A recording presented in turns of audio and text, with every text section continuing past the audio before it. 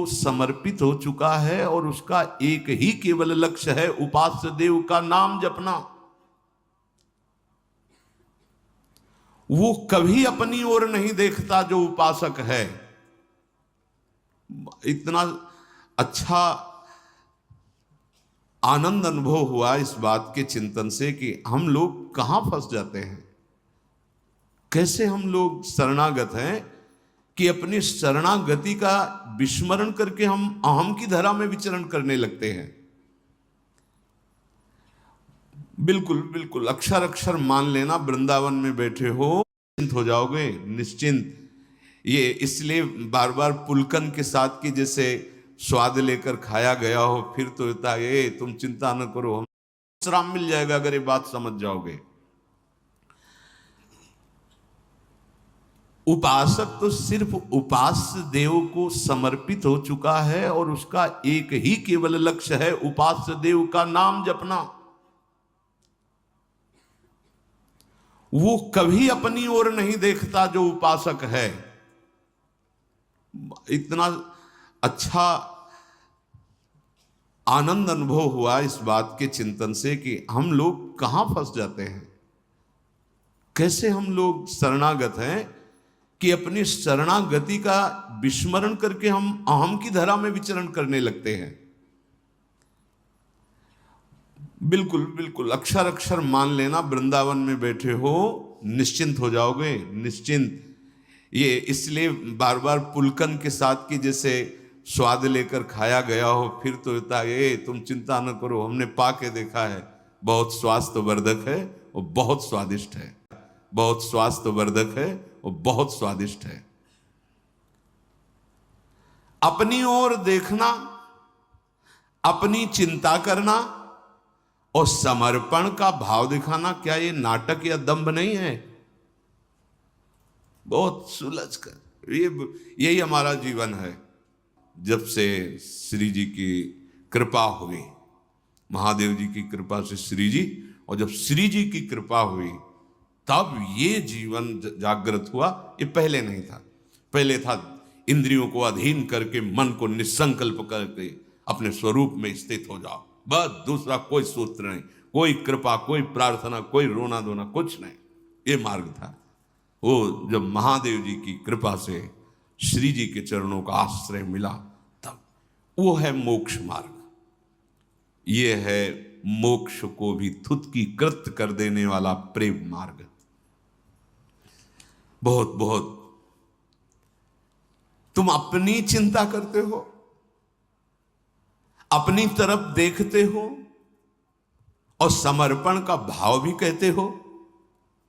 क्या ये दंभ नहीं है, दिखावा नहीं? तुम समर्पित हो, तुम किसकी वस्तु हो, अब वो देखे। बहुत सुंदर। हां, तुम्हें बहुत लग रहा है ना कि तुम्हें अनुभव नहीं हो रहा, तो जांच के देखो तुम्हारी साधना क्या है। शास्त्रीय सिद्धांत के अनुसार साधना करो, हम तुम्हें सपोर्ट करते हैं, करो साधना। पर साधन करके कोई इस महान भव समुद्र से पार हुआ हो, साधन का मतलब तैर कर, असंभव असंभव। भगवान शंकराचार्य जी ने उत्तर दिया है कि इस महान संसार समुद्र से पार होने का हे करुणामय गुरुदेव क्या उपाय है? तो भगवान शंकराचार्य जी ने कहा, श्री विश्वेश्वर पादाम्बुज दीर्घ नौका। अद्वैत सिद्धांत के आचार्य गुरु कृपालो कृपया वदेत। कृपा करके गुरुदेव आद्य गुरु भगवान शंकराचार्य जी कहते हैं, श्री विश्वेश्वर पादाम्बुज दीर्घ नौका। इस संसार समुद्र से पार होने का उपाय एकमात्र विश्वेश्वर भगवान के चरणारविंद की नौका। ये बात करें अद्वैत सिद्धांत के आचार्य। प्रश्नोत्तरी में प्रश्न है कि इस असार संसार समुद्र से पार होने का सुदृढ़ उपाय क्या है? तो गुरु कृपालो कृपया वदेत श्री विश्वेश्वर पादाम्बुज दीर्घ नौका। दीर्घ शब्द पूरा विश्व बैठ जाए तो भी खाली ही रहेगी, ऐसी नौका है। हमारे विश्वेश्वर भगवान श्री हरि श्री हर, इनके चरणारविंद।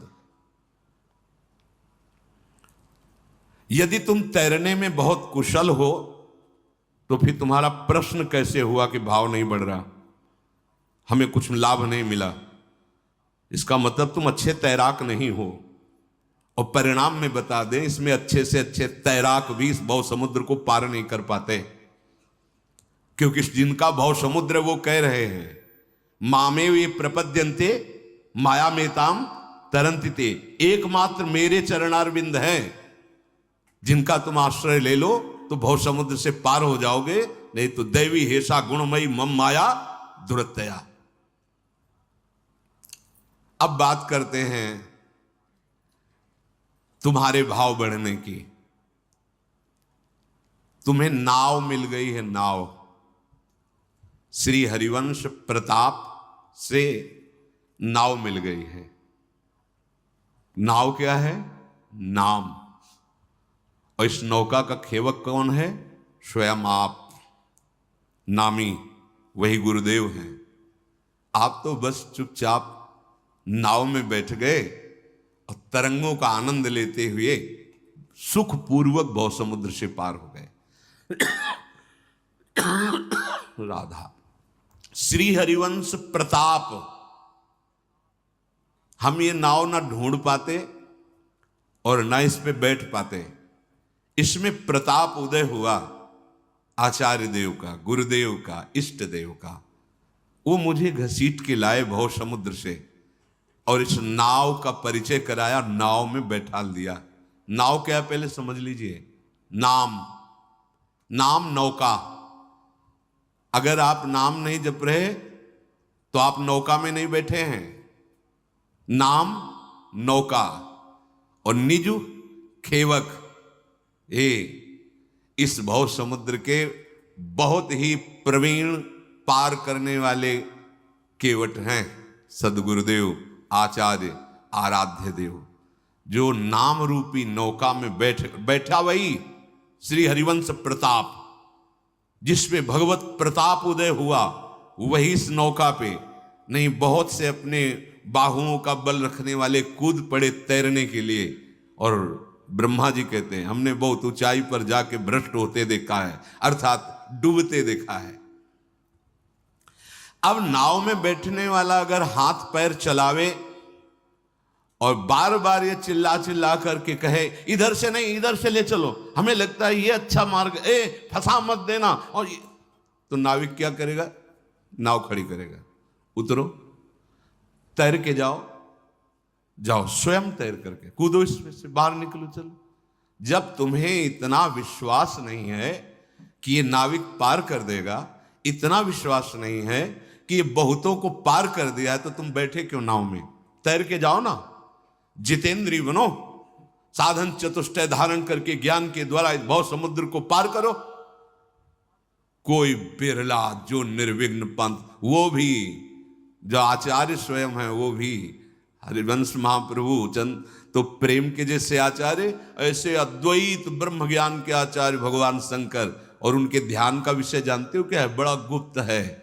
अपने सखाओं के साथ भगवान जो वन में बाल भोग पा रहे हैं ना, वो भगवान शंकर के ध्यान का विषय है, भगवान शंकराचार्य के ध्यान का विषय।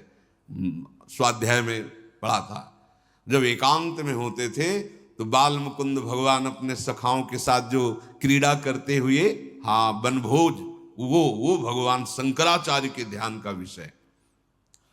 ये ज्ञान केवल बुद्धि को दौड़ा करके, परास्त करके और उसे भगवान में लगाने के लिए बहुत बुद्धिमान होते हैं। चलो वेदांत चल, भाग दौड़, और दौड़ के जब हार जाना तब बोलना जैसे सनकादि बोलते हैं, हरि शरणम हरि शरणम। सनकाद से बड़ा कोई ज्ञानी है? बहुत सुंदर प्रसंग, अगर ये समझ जाओ तो बात है, निश्चिंतता आ जाएगी। नाव में बैठने का मतलब समझते हो? समर्पण।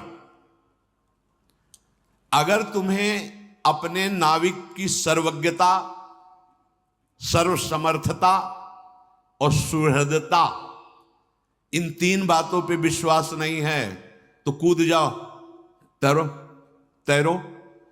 और इतना बाहुओं में बल होना चाहिए कि अथाह अगाध असीम अनंत,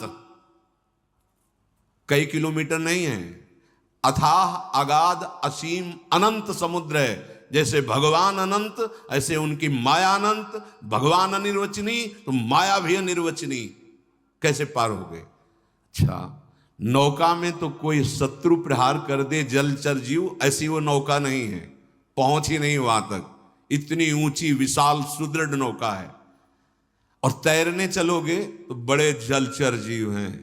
हाँ, वैसे एक बार में एक झटके में ले जाए, तुम्हारा अस्तित्व तो खत्म कर दे, ऐसे ऐसे विकार, ऐसे ऐसे इस भव समुद्र में। तो मेरी बात मानो, नाव से उतरने की कल्पना भी मत कर लेना, क्योंकि बड़े भयावह जीव हैं। काम, क्रोध, लोभ, मोह, मद, मत्सर, ऐसे। अगर तुम्हें तनिक भी अहंकार है, अभी अपनी चिंता है, तो फिर शास्त्रीय वैराग्य धारण करो, विवेक उत्पन्न करो, मुमुक्षुता जागृत करो और तपस्या परायण रहो। बैठो 12 घंटे पद्मासन लगा करके प्राणवायु का संशोधन कर। 12 मिनट तो बैठ नहीं सकते ऐसे ऐसे ऐसे ऐसे। और बात हमको ऊंचाई चाहिए। तुम हो कौन? अभी तुम कौन हो? किस ऊंचाई को प्राप्त करना चाहते हो?